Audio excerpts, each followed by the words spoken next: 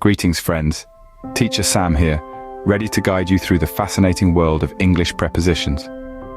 Now you might be wondering, what exactly are prepositions? Well, in the simplest terms, prepositions are the little words that pack a big punch. They help us understand the relationships between different elements in a sentence. Imagine prepositions as the glue holding the pieces of a sentence together, making the message clear and complete. They tell us where, when, and how things happen. For example, in the sentence, "the cat is on the mat," on is the preposition that connects the cat and the mat, indicating where the cat is. Prepositions are essential in English, and there are many of them, each with its unique usage. But don't worry, together we'll explore them all and make them as familiar to you as your own name. Ready to dive into the different types of English prepositions? You're about to master them. First off, we have prepositions of time. These are the little words that help us express when something happens. 3 key prepositions of time you'll encounter are at, on, and in. Let's delve into these. At is used for precise times. For instance, I will meet you at 5 o'clock. On is used for days and dates. For example, my birthday is on the 12th of May. Now in is a bit more broad. It is used for months, years, centuries, and long periods. In can also be used when talking about a future event that will happen within a certain period. For instance, I will finish the project in a week.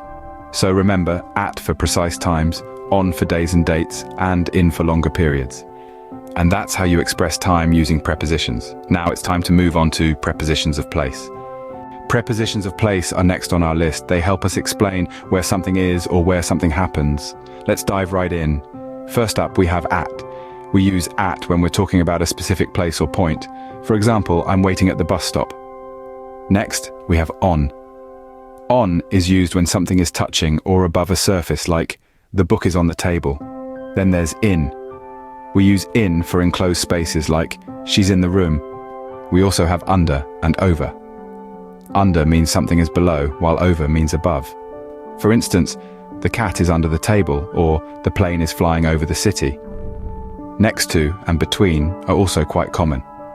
Next to means beside, while between signifies in the middle of two things. For example, the library is next to the supermarket. Well done, you're getting the hang of this. Up next, we have prepositions of direction. Now we're going to tackle prepositions of direction. They help us show movement or direction. Let's start with to. It's used when there's a specific destination in mind, like I'm going to the store. Towards is similar, but it implies a direction without necessarily reaching the destination. For instance, she ran towards the park. Next up is into. This preposition signifies entry, as in he walked into the room. Out of is its opposite, used to indicate leaving a place, like she stepped out of the car. Across and through imply movement from one end to another. Across is used for open spaces, for example, he swam across the lake, while through is used for enclosed spaces like we walked through the tunnel. Fantastic. You've just learned about prepositions of direction. Remember, these prepositions are powerful tools to express precise movement or direction. Let's wrap things up, shall we? You've done an amazing job understanding English prepositions. It's time to recap what we've learned. We kicked off our journey by introducing English prepositions, those essential little words that link elements of our sentences together. We then dove into prepositions of time, exploring how these words help us articulate when something happens. Next, we ventured into the realm of prepositions of place, demonstrating how they pinpoint where something is or occurs. After that, we mastered prepositions of direction, those handy terms that indicate where something is moving to or from. Throughout this journey, we've seen how crucial prepositions are in enhancing our communication skills. They help us express our thoughts more clearly and make our conversations more engaging. Remember, practice makes perfect. Keep using these prepositions in your communication and you'll see a significant improvement. This is Teacher Sam, signing off. Keep practicing, my friends.